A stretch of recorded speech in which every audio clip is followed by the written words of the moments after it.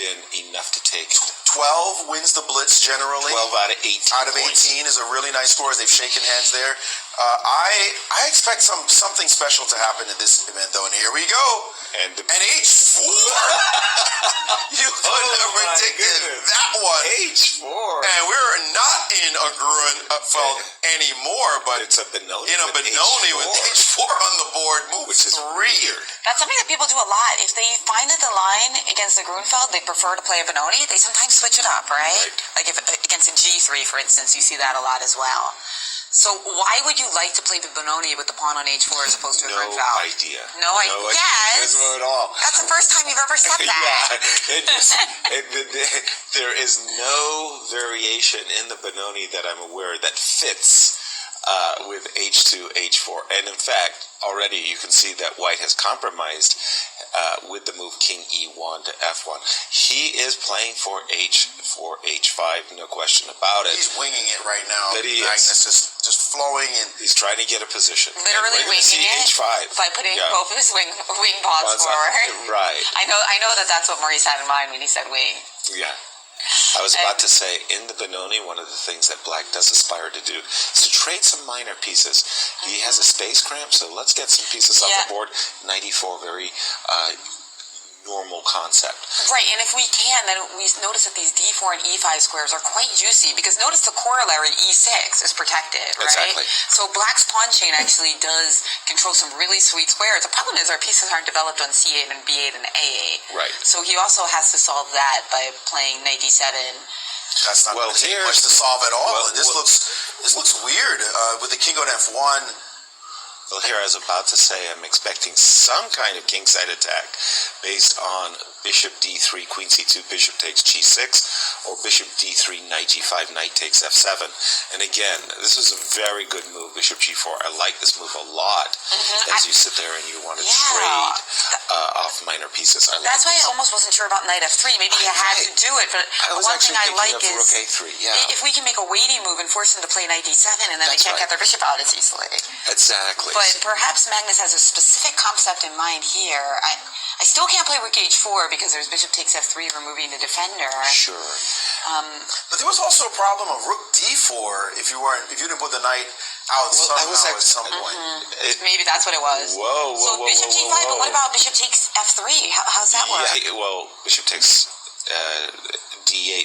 Unfortunately, the queen is not protected. But there's bishop takes e2 check. But you're in exchange down. Yeah, we're going to be down in exchange at the end. Yeah, because you can't play rook takes d8. So bishop f6. Quickly play.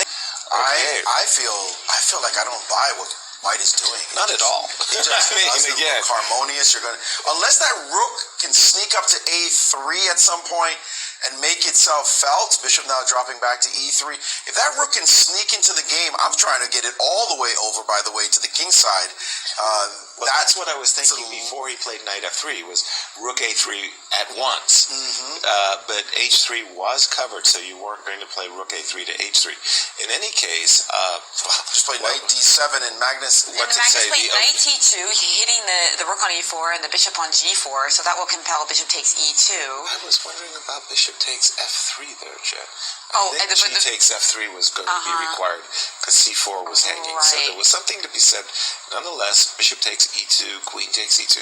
But it hasn't been played yet. Why is he thinking here? That's why I was wondering. Can you explain why he's thinking? Is rook's under attack? Rook takes e3 is a type of exchange sacrifice. And there it is. Wow, there it is on the board, and he's just gone for it. Because it's so common in the Benoni. If you ever get complete full control over the e5 square, I mean, a lot of Benoni players think that that's worth the exchange. Bishop e2, queen e7, rook h3 all on the board. Rook h3 on the board. And now rook e8, increasing the pressure on the e line. Man, this is exciting stuff. MVL with a deep concept. Rook to b1 now. b1. Potential b4. Did he really need to sacrifice an exchange? He did not. I think he's just playing dynamically. He's just playing dynamically with flow right now. But Yaz is saying he liked his position without the sack. That's what I was curious about. Right. Why did he feel it necessary? I don't think he thought it was necessary. I think he thought it was good. Well, although it's hard to imagine. So you're just going to switch back to defending the pawn with Rook A1, yeah? Well, I'm not even sure. I mean, are you even threatening to take the pawn? Because there's going to be all kinds of for example, suppose I play B3. And I play bishop B3. And I play Rook E1. Yeah, right, really, because he has protected the pawn. Queen F6. You're going to have to go back with the bishop and allow the trade of queens and rooks. Instead, he did not do that. He played Rook to E1 like your original instinct. Right, just defending. And now Queen F6 check. That seems to force Knight F3, but it looks like Magnus is willing to give away the B pawn, and it is off the board. What an interesting concept here. Queen F2 takes on B2, and then Knight F3. Does Black have... he has a single pawn in compensation, so Queen B2 played. But can we Knight keep... F3, and now you have to trade queens, it looks like. Yeah, and he has. And the bishop back. And Magnus is now going to open B file. Try to torture him. This is definitely white for choice. B6 has been played. Rook B1, B6 on the board. Because you've always got this little A4, A5 type of... And if we now can ever the rook get on our... H3 is misplaced. And if we can ever get our knight to E4 or something, that would be a really sweet square. King E2 played. He can't play Rook E4. Well, I guess he could. Rook E4, King D3, and then Rook to G4 is playable. Oh, he did do that, in fact.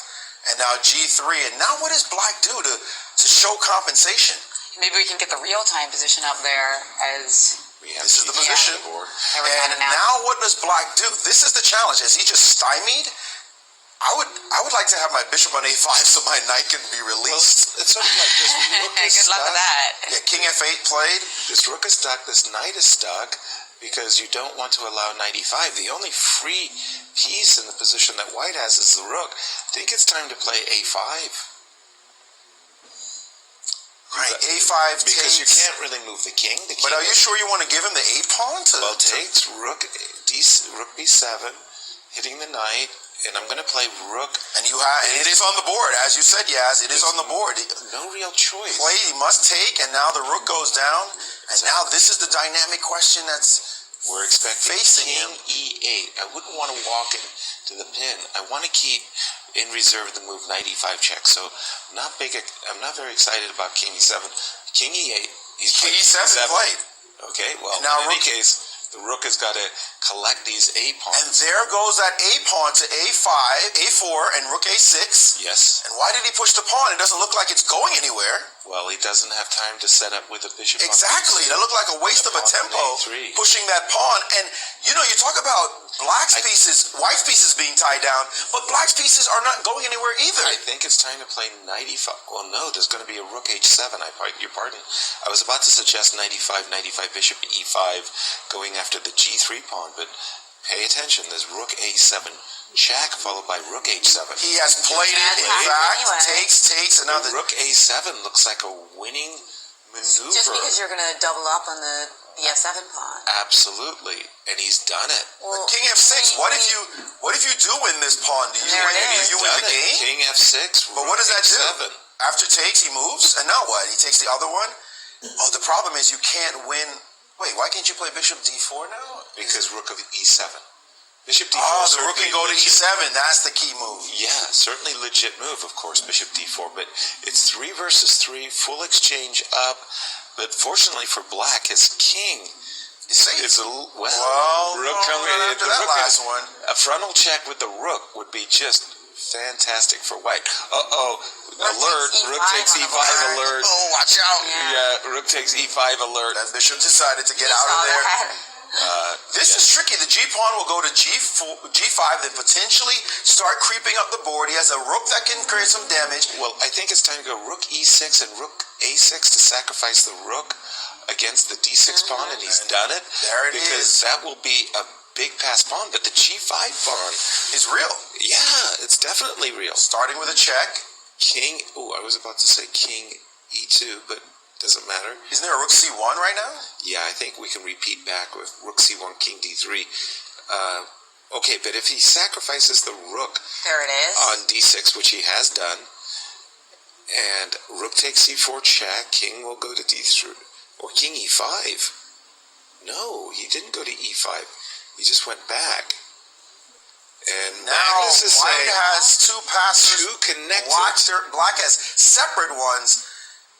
But his king is in front of the, what a bad luck that the king is in front. Now, the question is king d4 or king d2. He went king d2. He's cut, the key is White is cut No, off. I don't like this because of rook a3. Why didn't, And now check. King c2. Magnus is saying Magnus is playing for e5, e6, e7. That seems like a good idea. No, but Black will have real play with his pawn and rook. Exactly. That's going to be a very technical ending even if you win It's all the about the material. timing. Here he goes. Now, the pawn, if you take the rook, if you win the rook for the queen, that's right. I think that's going to be a draw. Yeah, that doesn't look winning at all. Exactly. He could play e6, but he can doesn't throw want it to back. because if rook takes an e7 and then rook takes on f6, White queens, but then it looks like enough for him to hold that position. Well, especially because the pawn on g4 against the queen will be enough compensation. Yes, absolutely. Always threatening to march to g2. Exactly. Too fast. So this is no longer looking winning. And Magnus just played a check, king up, and now he can't play. He has no choice but to play e6. Yeah, but this he wants to play rook h7, d7? No, in any case. There it Yeah, is. there it is. G3, d7, king moves, e6, Oh, those G2. pawns are fast. But Okay, now the Magnus is ready. is played. Magnus is ready to give up his rook for the g pawn and force the win, force the promotion. But he has to play of the e6 queen. first. And now we So go rook G2, h2. H2. Oh wait, rook can go to f. Oh, Don't they he both? was supposed to play rook h2. Because now there's a rook there's a rook f3. There's a rook f3 option. But it's probably still No. okay. But now he can go rook g7. Yeah, rook g7 transposes, right? Right. Now we take the pawn and play e7. And that should be a win. Yeah, because the pawn on c4 is not No, the he's not same as protected by the king.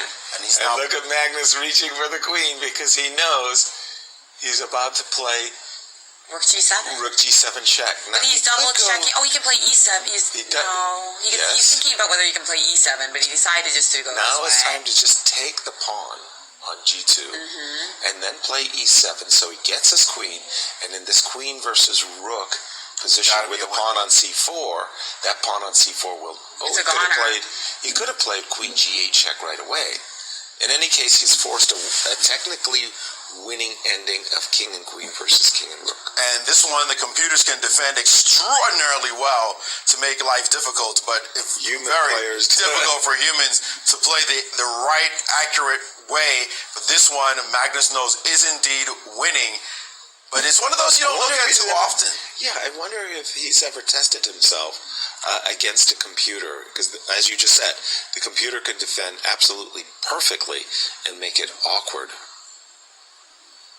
Walter Brown famously lost a bet that he could beat the computer in 50 moves. Then he came back and he won the bet second time around, only after working like 5 hours to make sure he knew it inside and out. And trouble for Maxime. This is the kind of start that he did not want to have to deal with Magnus right away. And as I said, Magnus could upset the apple cart, as he will be looking to dominate the blitz and show that he is indeed the #1 player on the planet. So, No doubt about it. And that rook boy on a3 is looking really scrumptious. Whoa. Has he blundered his rook? Okay. Queen g7. Yeah, queen g7. G7 rook g3 Rook G3 will happen. So That's he's going we got to do to that. bring his king He a wants little to go closer. king e1 because he's got the a1 square covered. Well, this is a nasty move. If you play rook a2 now, then king e1, and you don't have another check. Right. So- Ooh, queen f1 check. No, be careful. Queen f1, king h2, king g2, rook f3 check, stalemate. Watch out. Yes. Don't do anything Yeah. silly. There are tricks waiting for you if you Yes, bring your there king are. close too soon. Yeah, that's what Maxime is looking at. Even I now, like king that f1 line. is a blunder because of rook f3 check. Right. So that's what he's hoping for. But there's all King Zugzwangs G2. that start to happen. Complex ending. Well, now he can go queen h4 and maybe force the rook. Magnus is down to 16 seconds, by the way. Whoa. 14 as he's trying to work out again, this ending, and It's only delay. There are no increments. that's right. So now still trying to figure it out, and now stopping the king from going to G2. He's As the players have played this tricky ending, do we have any other results? Levon has drawn his game, and the two Chinese players, Ding Liren and Yu Yangyi, have drawn, and Magnus have actually won, and this is our final game. Richard Rapport defeated Fabiano. Ooh, Tough start for our fourth consecutive defeat. American player. Whoa, seconds ticking down, and now the Rook, it looks so vulnerable. It sure but Magnus did lose some time trying to figure out if he can win that Rook. Can we win it? Yeah. And here comes the king, and we do it. This is the position he's been aiming for. This is the winning of Zugzwang position that White has to achieve that wins the game. And Magnus now showing the technique as he comes back to H4, and now Black is in trouble as that Rook should go lost.